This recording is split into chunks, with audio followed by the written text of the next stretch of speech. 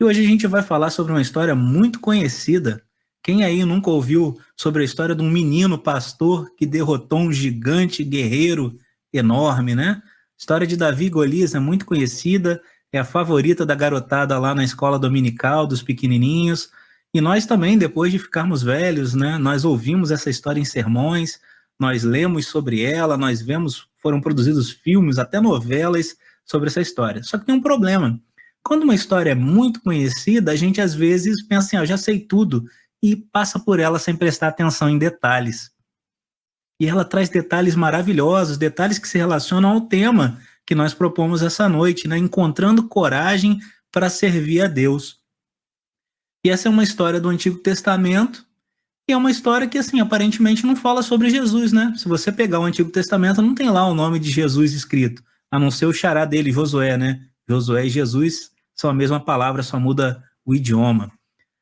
E aí a gente, quando lê uma história muito conhecida dessa, às vezes a gente fica assim, poxa, não fala sobre Jesus, então não vou falar de Jesus. E às vezes a gente pensa, já conheço isso aqui, já estou careca de saber. E se Deus quiser, com a graça dele, hoje a gente vai ver como essa história aponta para o nosso Salvador maravilhoso, Jesus, e aponta para o quanto a gente precisa dele desesperadamente. Precisamos desesperadamente do Senhor Jesus. E como essa história nos motiva a servir ao nosso Deus. Como a vitória do Senhor Jesus nos motiva a servir a Deus.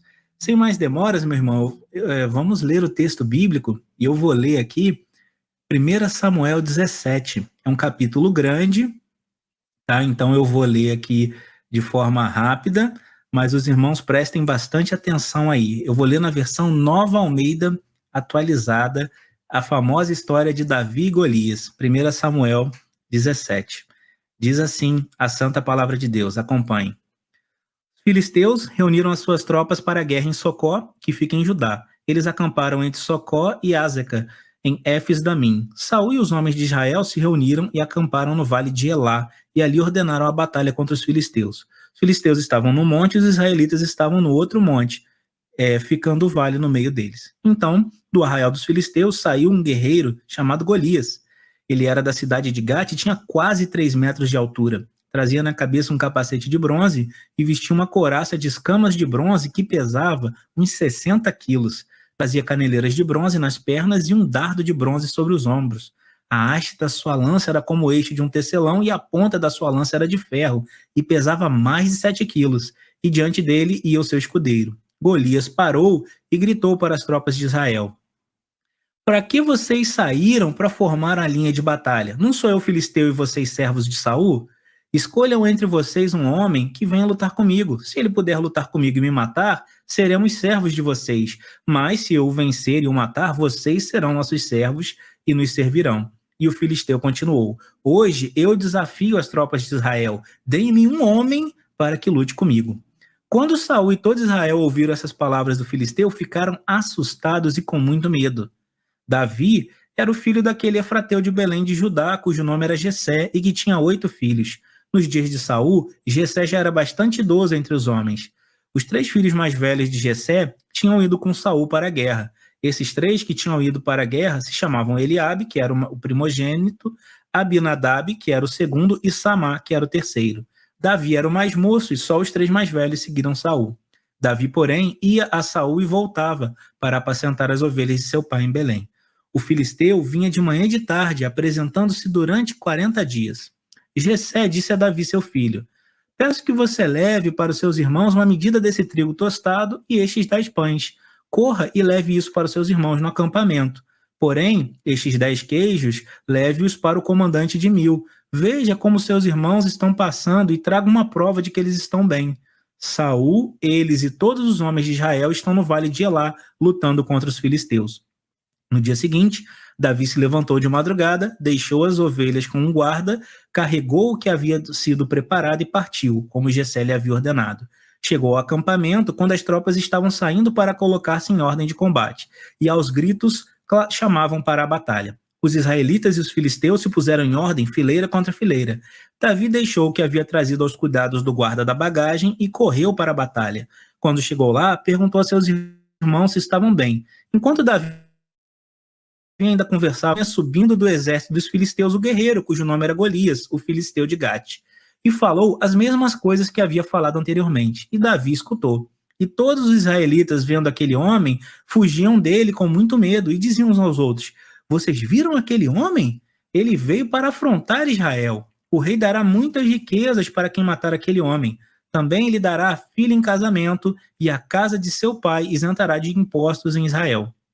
Então Davi perguntou aos homens que estavam perto dele: o que será dado ao homem que matar esse filisteu e livrar o exército de Israel e livrar a Israel de tal afronta? Quem é esse filisteu incircunciso para afrontar os exércitos do Deus vivo? E o povo lhe repetiu as mesmas palavras, dizendo: é isso que será dado ao homem que o matar. Eliabe, o irmão mais velho, ouviu Davi falando com aqueles homens. Ele ficou irado com Davi e disse: por que você veio para cá? E com quem você deixou aquelas poucas ovelhas no deserto? Sei que você é presunçoso e mau. Você veio aqui só para ver a batalha. Davi respondeu: o que foi que eu fiz agora? Apenas fiz uma pergunta. Então Davi se desviou do seu irmão na direção de outro e fez a mesma pergunta. E o povo lhe deu a mesma resposta de antes. Alguns homens que tinham ouvido as palavras de Davi foram anunciá-las a Saul, que mandou chamar Davi. Davi disse a Saul: que ninguém desanime por causa deste homem. Este, seu servo, irá e lutará contra esse filisteu. Porém, Saul disse a Davi: você não poderá ir contra esse filisteu para lutar contra ele. Você ainda é menino e ele é guerreiro desde a sua mocidade. Davi respondeu: esse seu servo apacentava as ovelhas do pai quando via um leão ou um urso e levava um cordeiro do rebanho. E eu saía atrás dele, batia nele e livrava o cordeiro da sua boca. Se ele se levantava contra mim, eu o agarrava pela barba e golpeava até matá-lo. Este seu servo matou tanto o leão como o urso. Este filisteu incircunciso será como um deles, porque afrontou o Deus vivo. E Davi continuou: o Senhor me livrou das garras do leão e das garras do urso. Ele me livrará das mãos desse filisteu. Então Saul disse a Davi: vá e que o Senhor esteja com você. Saul vestiu Davi com a sua própria armadura, pôs um capacete de bronze na cabeça dele e o vestiu com uma couraça. Davi cingiu a espada sobre a armadura e tentou andar, pois jamais havia usado uma armadura. Então Davi disse a Saul: não posso andar com isso, porque eu nunca usei. E Davi tirou tudo aquilo de sobre si. Pegou o seu cajado na mão, escolheu 5 pedras lisas do ribeiro e a pôs no alforje de pastor que trazia consigo. E com a sua funda na mão foi na direção do filisteu. O filisteu também vinha caminhando e se aproximava de Davi, tendo à frente dele o seu escudeiro. O filisteu olhou e vendo Davi o desprezou, porque ele era apenas um moço ruivo e de boa aparência. O filisteu disse a Davi: será que eu sou um cachorro para que você venha contra mim com pedaços de pau? E pelos seus deuses o filisteu amaldiçoou Davi e disse mais a Davi: vem aqui, que eu darei a sua carne às aves dos céus e aos animais do campo. Davi, porém, disse ao filisteu: você vem contra mim com espada, com lança e com escudo. Eu, porém, vou contra você em o nome do Senhor dos Exércitos, o Deus dos exércitos de Israel, a quem você afrontou. Hoje mesmo o Senhor entregará você nas minhas mãos, eu o matarei, cortarei a sua cabeça, e hoje mesmo darei os cadáveres do arraial dos filisteus, às aves dos céus e às feras da terra. Toda a terra saberá que há Deus em Israel. Toda essa multidão saberá que o Senhor salva, não com espada, nem com lança, porque do Senhor é a guerra, e ele entregará todos vocês nas nossas mãos. E aconteceu que quando o filisteu se levantava e começou a se aproximar de Davi, este se apressou e, deixando as suas fileiras, correu de encontro ao filisteu. Davi meteu a mão no alforje, tirou dali uma pedra e com a sua funda a atirou contra o filisteu, atingindo-o na testa. A pedra se encravou na testa e ele caiu com o rosto no chão. Assim Davi derrotou o filisteu com a funda e com uma pedra. Ele o derrubou e o matou. Não havia nenhuma espada na mão de Davi, por isso Davi correu e, lançando-se sobre o filisteu, pegou a espada dele, tirou-a da bainha e o matou, cortando com ela a cabeça dele. Quando os filisteus viram que o seu herói estava morto, fugiram. Então os homens de Israel e de Judá se levantaram, deram um grito e perseguiram os filisteus até Gate e até os portões de Ecrom. E os filisteus caíram feridos pelo caminho, de Saarim até Gate e até Ecrom. Então os filhos de Israel voltaram da perseguição aos filisteus e saquearam os acampamentos deles. Davi pegou a cabeça do filisteu e a levou para Jerusalém, porém as armas dele Davi colocou em sua própria tenda. Quando Saul viu Davi saindo para encontrar-se com o filisteu, perguntou a Abner, o comandante do exército: Abner, aquele jovem é filho de quem? Abner respondeu: juro pela sua vida, ó rei, que eu não sei. E o rei disse: então pergunte de quem esse jovem é filho. Quando Davi voltou, depois de matar o filisteu, Abner o tomou e o levou à presença de Saul. Davi ainda trazia na mão a cabeça do filisteu. Então Saul lhe perguntou: meu jovem, de quem você é filho? Davi respondeu: eu sou filho do seu servo Jessé, o belemita. Meus irmãos, até aqui a leitura da palavra de Deus, é um texto grande. Qualquer coisa, os irmãos releiam ele depois e vão anotando aí as coisas. É sempre bom a gente anotar o que a gente aprende da palavra de Deus. E, meus irmãos, quando a gente olha para um texto igual esse, que é uma narrativa, a gente tem que olhar ela por 3 pontos de vista diferentes. Porque essa é uma narrativa do Antigo Testamento, ela aconteceu há muito tempo atrás. A gente tem que olhar ela de 3 ângulos. O primeiro ângulo que a gente olha para essa narrativa é qual é o significado original dela. O que essa história significava para Israel? O que essa história significava para o povo de Deus do Antigo Testamento? Um segundo jeito que a gente olha para essa história é sobre a história da redenção. A Bíblia, ela conta uma única história.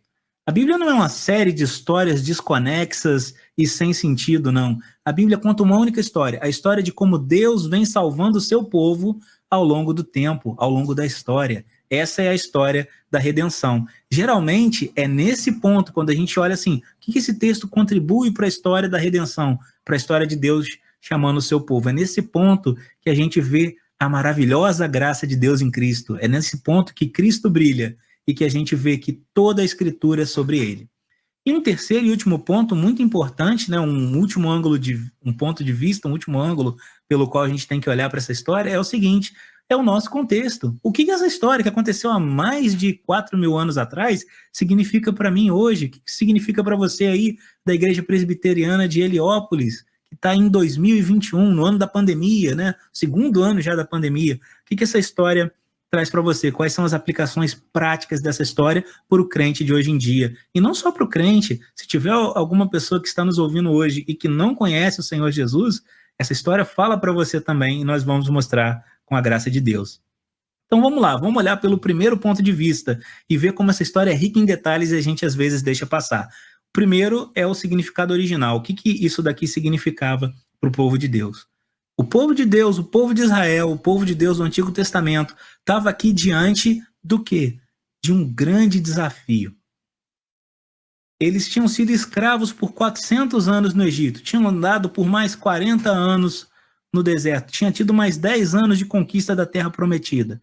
E aí, depois de 450 anos, 400 de escravidão, 40 de deserto, 10 de conquistas, depois de 450 anos, esse povo finalmente tem uma terra para chamar de sua, liberdade, pode adorar o seu Deus. Só que agora na frente deles se encontra um outro inimigo, o exército filisteu, e a liberdade deles está posta em risco novamente. Novamente eles correm o risco de virar escravos. Se eles perdessem a batalha, eles seriam escravizados pelos filisteus. E os filisteus, contando com a força do seu super guerreiro, quase um super-herói, quase um personagem de quadrinhos, um homem de quase 3 metros de altura, forte, a roupa dele ele carregava no corpo que um monte da gente não consegue pegar um saco de cimento de 50 quilos, ele carregava isso, era só o colete dele, era só a manta de ferro lá, de bronze que ia por cima dele para a espada não cortá-lo. Ainda tinha mais a lança que pesava 7 quilos, o cara era um monstro, né? E aí eles fazem uma proposta que é uma proposta maldosa. Eles falaram assim, olha gente, por que a gente vai brigar? Por que vai ter que morrer aqui um monte de gente do meu lado, do seu lado? Até quem sair vencendo vai perder, porque vai ter muitas baixas nos exércitos. Até se você vencer da gente, vai perder. Vamos resolver isso igual cavaleiros. Cada um dá o seu campeão. Tá aqui meu campeão, Golias. Claro, né? Fica fácil. Quando você tem um homem de 3 metros e muito forte no seu exército, fica fácil fazer essa proposta, né? E o povo de Deus está ali, diante dessa proposta. Se eles mandam uma pessoa, a pessoa perde, eles iam ter que cumprir com a sua palavra. A palavra do crente é sim, sim, não, não. Né? Eles iam ter que falar, beleza. Golias propôs que se ele perdesse, que os filisteus se renderiam, mas que se quem fosse lutar com ele perdesse, que Israel se renderia. É isso que ele fala aí nos versículos de 8 a 10. Terrível, né, meus irmãos? E aí? diante dessa figura terrível, grande, forte, poderosa, o que será que fizeram os israelitas? Será que eles se lembraram que Deus é o Senhor dos exércitos? Será que eles se lembraram do grande poder que tirou eles do Egito? Será que eles se lembraram de como o Senhor é poderoso? Bom, a resposta está aí no verso 11. Quando Saul e Israel ouviram essas palavras do filisteu, eles ficaram assustados e com muito medo. Algumas versões da Bíblia dizem que eles desmaiaram de tanto medo. E logo aqui, a gente já pode começar falando que essa história é muito conhecida, mas que talvez você tenha uma visão errada sobre ela. A gente já consegue começar a corrigir alguns pontos de vista errados sobre a história de Davi e Golias. O teólogo Phil Long, escrevendo sobre esse texto, disse o seguinte, eu vou ler a citação para os irmãos. Os cristãos de hoje em dia não devem ler a história de Davi e Golias e se identificarem com Davi. Nós devemos nos identificar com o povo que se acovardou e que precisava de salvação. Já pararam para pensar nisso? Seja como Davi. Não. A gente, na verdade, é como o exército que está lá tremendo de medo nas linhas porque viu um homem de 3 metros e pensou, com esse daí eu não posso. E o que essa história significa para o povo de Deus? O que essa história significava para Israel há 4.000 anos atrás? Essa história tem um sentido nesse ponto de vista, no ponto de vista do significado original. Essa história significa que o povo de Deus precisava de salvação. O povo de Deus precisava de um salvador. O povo de Deus não era capaz de se salvar sozinho. O povo estava acovardado, encolhido, com medo do desafio daquele gigante. E enquanto isso, a gente vai ver que o salvador do povo de Deus é um salvador inesperado. Quem imaginaria que um menino, é isso que é escrito sobre Davi, a palavra jovem aí que você tem na sua versão Almeida, traduzido, é a palavra para adolescente, para moço. Um menino, um moço, pastor de ovelhas, sem armadura, sem nada, ia conseguir derrotar aquele baita homem. Quem ia imaginar isso? Deixa eu destacar para vocês alguns detalhes. Como eu disse, essa história é cheia de detalhes. O primeiro detalhe que eu queria destacar é esse: herói improvável. Davi é um herói improvável. Nessa história nós temos um herói improvável. Aos olhos humanos era Saul quem devia lutar contra Golias. Afinal, Saul também era alto. A Bíblia nos descreve lá em 1 Samuel 9:2 que Saul era um ombro e uma cabeça mais alto do que todo mundo de Israel. Significa dizer que quando você olhava para o exército, se Saul estivesse ali, ele se sobressaía quase que meio corpo para cima dos outros, quase que meio tronco para cima dos outros homens. Então era de se esperar que ele, o rei de Israel, fosse lá lutar com aquele povo. Mas enquanto isso, Saul está lá acovardado. E o herói que vai salvar o povo é um herói improvável, é um menino. Um segundo detalhe que eu queria chamar a atenção de vocês para a pessoa de Davi, e a gente vai ver que a gente está dando enfoque para Davi não porque a gente é igual a Davi, mas porque ele aponta para algo maior do que ele jamais foi um dia, é que Davi tinha uma motivação certa. Veja se Davi está preocupado em ganhar fama, veja se Davi está preocupado com propostas de o que o rei ia dar para ele. Ele até pergunta o que o rei está falando, mas você vai ver que a motivação dele é a seguinte: quem é esse incircunciso para ofender os exércitos do Deus vivo? Quem é ele para afrontar o Deus de Israel? Essa é a pergunta de Davi. Davi está preocupado com a honra de Deus. A motivação dele é Deus, Yahvé, o Senhor, ser afrontado. A gente vai ver que quando ele vai enfrentar o gigante, ele diz o seguinte aí nos versículos 46 e 47. Eu vou te enfrentar, gigante, eu vou te vencer para quê? Para que a terra saiba que há Deus em Israel, para que toda essa multidão saiba que o Senhor salva não com espada nem com lança, porque do Senhor é a guerra e ele entregará vocês nas nossas mãos. Davi luta pela honra do Senhor, pela honra do seu Deus. Terceiro, e o mais importante aqui, para a gente ter entendimento desse texto, é que Davi é ungido do Senhor. A gente não tem tempo, obviamente, aqui de ler toda a passagem, mas essa passagem começa lá em 1 Samuel 15, quando Saul, que era o rei, desobedece ao Senhor e Deus retira dele o seu espírito. E em Samuel 16, 1 Samuel 16, Deus escolhe Davi para ser o seu ungido. para ser aquele que governaria e que salvaria o povo de Israel durante aqueles anos enquanto ele fosse rei. Então, quando a gente olha para a história como um todo aqui, a gente vê que Davi era um ungido do Senhor. E muito mais do que receber o óleo na cabeça, que é o símbolo da unção, Davi recebe o Espírito de Deus, o Espírito Santo. Davi fez isso não porque ele fosse muito bonzinho ou muito melhor que os outros, ele recebeu capacitação vinda do próprio Deus. Quando a gente vê Saul acovardado e Davi corajoso, é porque o Espírito do Senhor tinha saído de Saul. E o Espírito do Senhor agora estava com Davi. O quarto detalhe é que Davi não confiava em si mesmo, ele confiava no Senhor.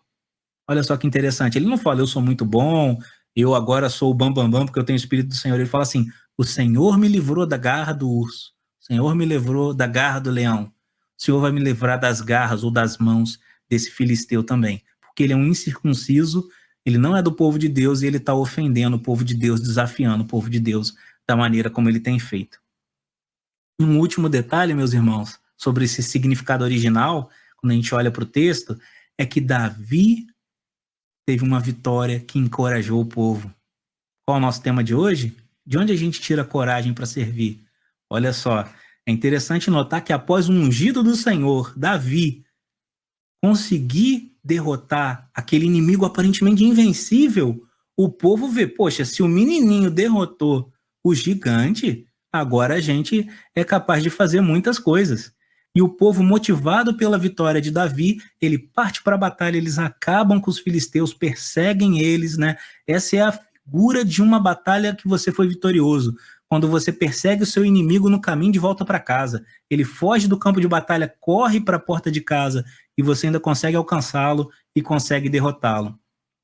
Essa é uma das questões aí com esse texto. E esse aqui é de onde a gente vai tirar a nossa aplicação e a nossa maior lição prática para o dia de hoje. Então, meus irmãos, o significado original desse texto é claro. O significado desse texto para o povo do Antigo Testamento é: o povo de Deus precisava de salvação, sozinhos estavam todos acovardados, incapazes de encarar aquele inimigo, que era o exército filisteu e principalmente o campeão dos filisteus, que era Golias. Essa é a grande lição. E a vitória de Davi encoraja o povo, e a vitória de Davi traz um conhecimento que Davi fala aí no versículo 47. Toda essa multidão saberá que o Senhor salva. Não por meio da espada, nem por meio da lança, porque Deus é o dono da guerra. Ele ia entregar todos os filisteus na mão do povo. Davi diz que a salvação vem do Senhor.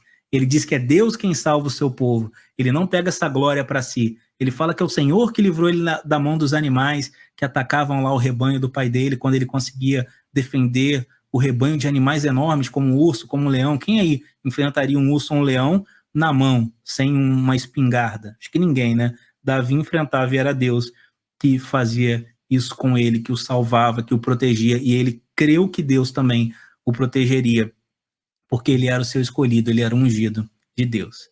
E aí agora a gente olha pelo segundo ponto de vista. Como que eu vou construir uma ponte que me leva de Davi até a mim hoje aqui? Como que você que está aí em Heliópolis ou em qualquer outra cidade que está acompanhando isso, a Isabelle lá no Rio, o Luiz em Volta Redonda, meus pais que devem estar assistindo aqui em Barra do Piraí, como que eu faço uma ponte entre Davi, o povo de Deus lá no Antigo Testamento, e a gente hoje, em pleno século 21, no ano 2021, tendo que lidar com outras situações? Bom, a gente não pode simplesmente chegar aqui e falar, então, esse texto aqui agora é sobre você. Não, não é. Esse texto era sobre Davi. Mas a gente tem uma ponte, que é como esse texto se encaixa na história da redenção. Como eu havia dito, a Bíblia não é uma série de histórias desconexas. A Bíblia conta uma única história, a história de como Deus salva o seu povo ao longo dos séculos. E Deus, além de salvar o seu povo ao longo dos séculos, Deus capacita o seu povo para servir ao longo dos séculos. E a gente vai ver isso também aqui.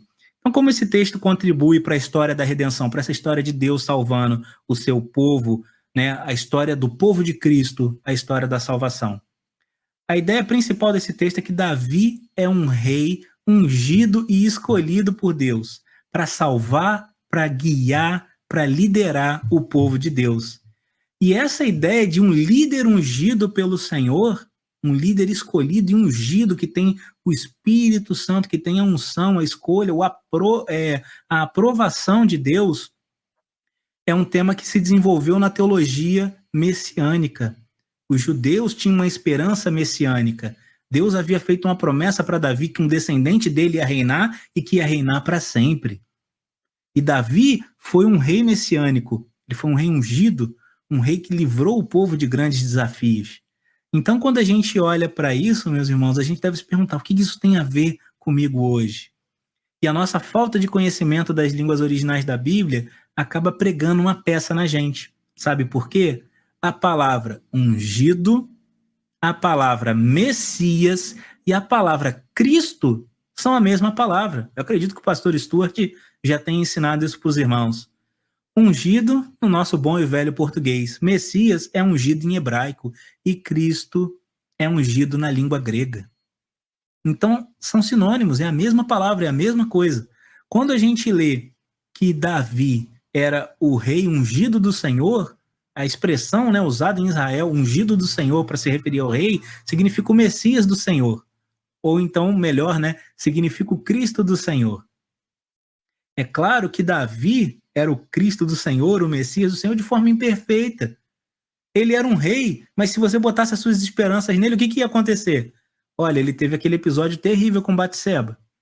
Ele teve um outro episódio terrível, que ele deixou o orgulho dele tomar conta do coração dele, e ele quis numerar Israel, fazer um censo, para saber o quão grande era o seu poder, o quão extenso era o seu domínio. E Deus quase acabou com Israel por causa dele. Então ele apontava para algo maior. Ele apontava para Cristo. Ele apontava para o Senhor Jesus. Feita essa ponte, a gente pode olhar o que Davi, Golias, Cristo tem a ver comigo. Feita essa ponte, a gente pode olhar e perguntar o que a história de Davi e Golias ensina para nós aqui em 2021. Meus irmãos, da mesma forma que o povo de Israel, ele se viu impotente diante do inimigo, do Golias e do exército filisteu, da mesma forma que o povo de Israel precisou de um Salvador, nós também precisamos desesperadamente de um Salvador. Todos nós nos acovardamos diante da responsabilidade que a gente tem diante de Deus, da responsabilidade de cumprir a sua lei, da responsabilidade de servi-lo, da responsabilidade de ser o povo de Deus. E se a entrada no céu ela fosse garantida por méritos, por eu fazer, por vocês fazerem alguma coisa, nenhum de nós chegaria lá. Nós temos certeza disso. Eu repito o que o Philip Long disse: quando a gente olha para essa história, a gente não tem que se identificar com Davi. Davi está apontando para Cristo. Ele é o Salvador. Quando nós lemos essa história, nós devemos nos identificar com o povo acovardado e fugindo, se encolhendo diante da sua responsabilidade. Nesse texto, a gente tem um paralelo do que Davi fez pelo povo de Israel e o que Cristo faz por nós hoje, e fez pela sua igreja, por todos os seus. Nesse texto, Davi é um tipo de Cristo. Na tipologia, nós temos um tipo e o antítipo. Davi é um tipo, é uma sombra de Cristo. Quando você vê uma sombra no chão, você não vê a coisa perfeita, né? Tanto que dá para brincar, assim, você faz aquele negócio com criança, assim, com a mão, né? Aqui, ó, aí parece que é um cachorro, né? Dá para enganar com a sombra. Então, Davi mostrava o que Cristo faria, mas não de forma perfeita, assim como uma sombra não mostra de forma perfeita o que o objeto que a luz está refletindo ali, criando aquela sombra de fato. Então, Davi foi ali de forma imperfeita, talvez de forma incompleta, o que Cristo é perfeitamente para a gente. A nossa conclusão para esse texto nunca pode ser seja como Davi, porque senão, como eu já disse aos irmãos, vocês iam ter que se esquecer, né? Seja como Davi, mas pula aquele episódio de Batseba. Seja como Davi, mas pula aquele episódio que ele se orgulhou. Mesma coisa, Abraão, Sansão. Seja como Abraão, só pula aquele episódio que ele entregou a mulher dele para outro homem por covardia, não é verdade? Então todos esses heróis da fé eram heróis imperfeitos, que nos deixam com a sensação, será que não vem o herói perfeito? Veio, é Cristo. É Cristo, o Senhor Jesus é o herói perfeito. Davi falhou, mas Deus fez uma promessa para ele, uma promessa que se cumpriria perfeitamente no Senhor Jesus. Deus diz para ele, olha, quando completarem os seus anos, você vai morrer, mas eu vou levantar um descendente seu para se assentar no trono de Israel, e ele reinará para sempre. A gente lê isso lá em 2 Samuel 7. Trecho maravilhoso, que fala que Deus levantaria um rei que reinaria para sempre. O trono do descendente de Davi, que deveria durar para sempre, é o trono de Cristo. Jesus é aquele que está assentado no trono e que reina eternamente. Da mesma forma que o povo de Israel se encontrava impotente e amedrontado ali diante daquele inimigo terrível do Golias, hoje nós também nos encontramos impotentes e acovardados, incapazes de nos salvar, incapazes de cumprir a lei de Deus, incapazes de obedecer o nosso Senhor. Assim como Golias era um inimigo grande e invencível, o nosso pecado é um inimigo grande e invencível que nós não somos capazes de vencer com o nosso próprio esforço. Mas da mesma forma que Davi foi escolhido e ungido por Deus para derrotar Golias, o Senhor Jesus é o Messias, um ungido, escolhido por Deus, que foi enviado ao mundo para salvar a sua igreja, para salvar cada um dos seus eleitos. É muito interessante pensar nesse texto por esse ponto, né, meus irmãos? A gente não tira Jesus da cartola como um mágico, mas a gente entende a figura de Davi como um rei messiânico e que isso apontava para o rei messiânico perfeito.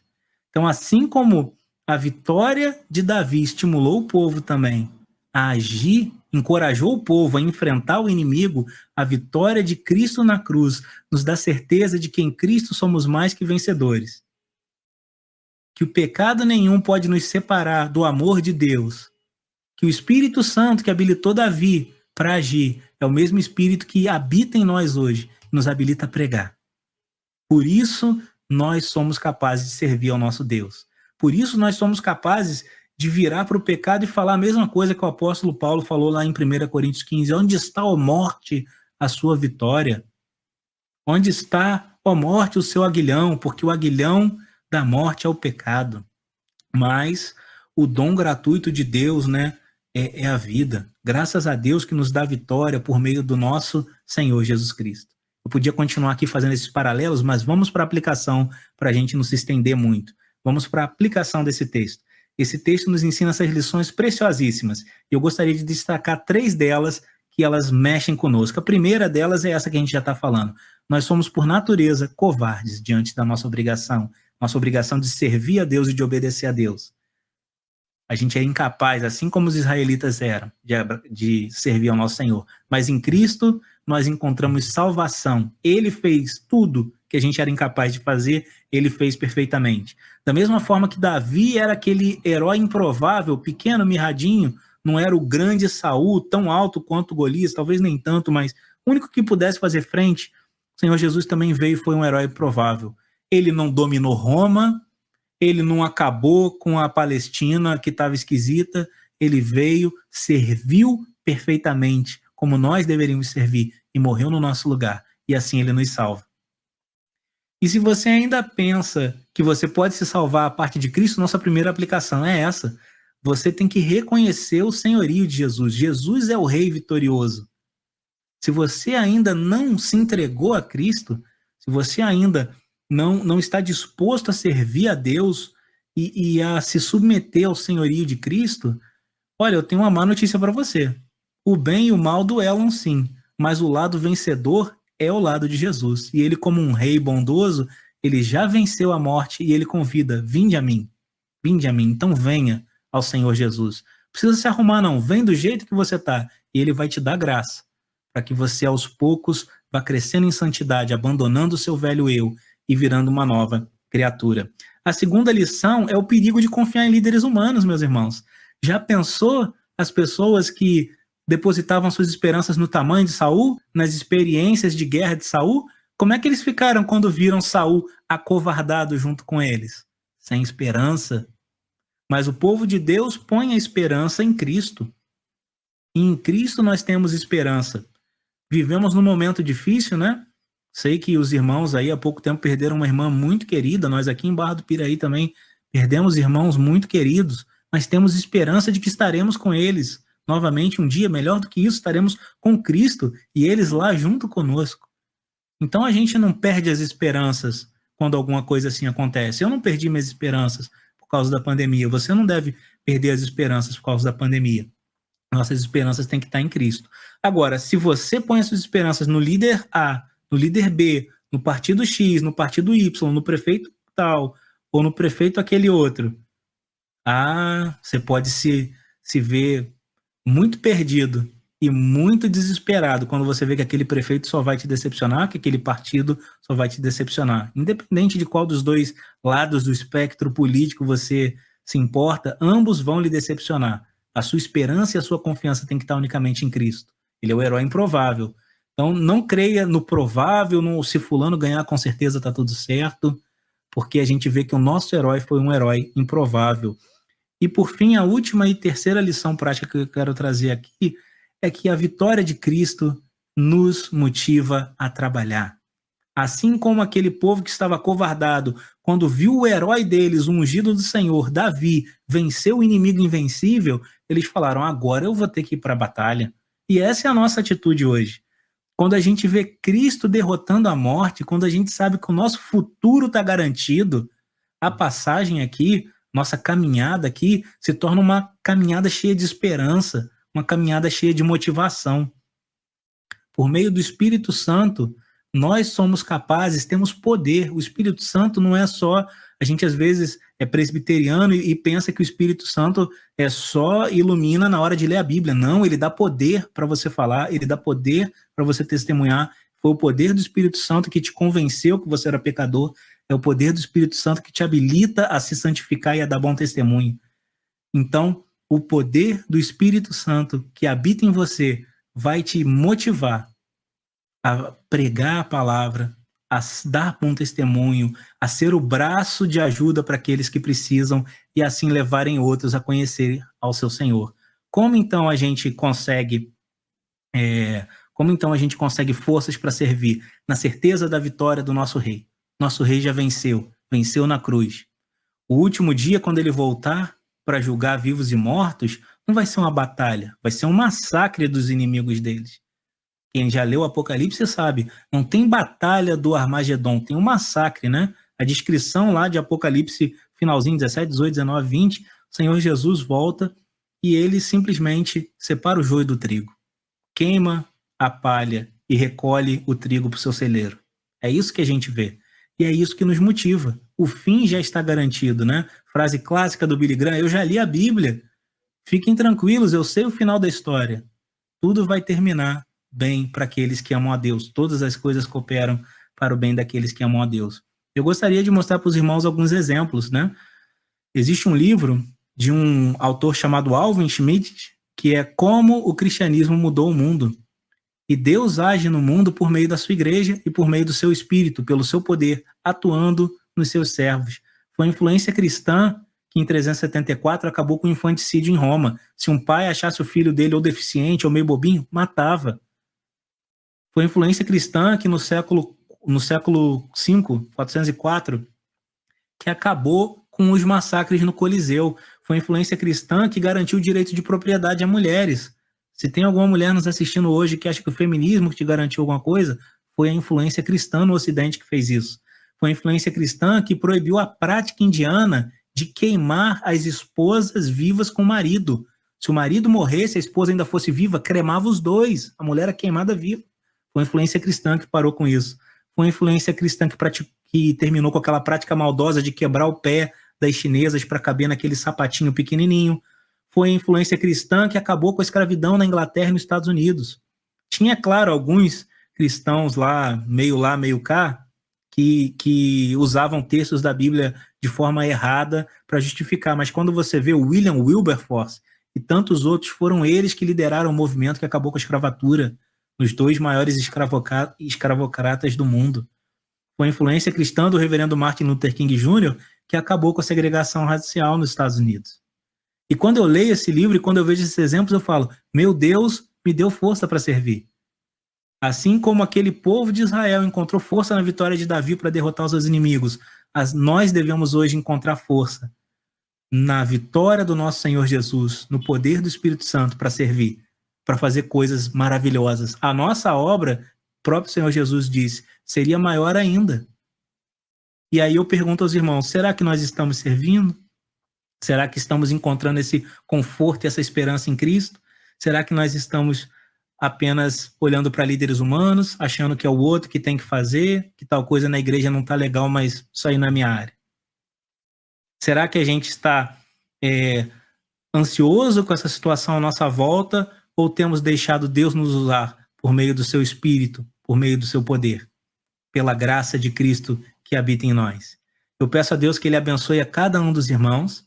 Eu espero sinceramente que cada irmão tenha entendido a importância da vitória do Senhor Jesus para nós. A vitória dele nos garante vitória eterna, vida eterna, vitória final. E ela nos dá motivação e ânimos para que a gente continue servindo, para que a gente sirva cada dia mais, para que a gente aumente o reino, né? Venha o teu reino, que a vontade de Deus seja feita aqui na terra, como ela é feita nos céus. Que Deus abençoe a cada um dos irmãos. Eu peço a Deus isso em nome de Jesus. Amém.